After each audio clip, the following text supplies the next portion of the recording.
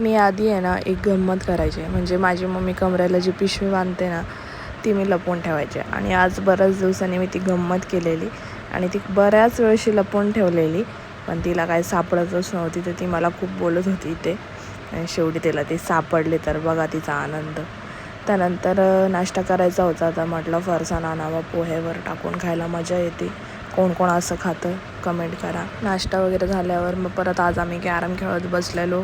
आणि संध्याकाळी मग उमेश पण आलेला. मस्त सरप्राईज तर नव्हतं, बट केक घेऊन आलेला, तर ते सरप्राईज होतं.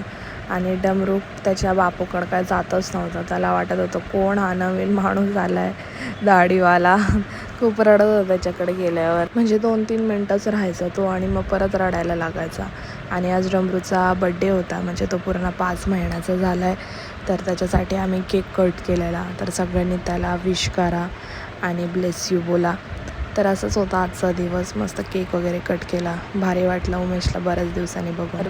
तर भेटूया त्याच्या ब्लॉगमध्ये. काळजी घ्या. Bye bye.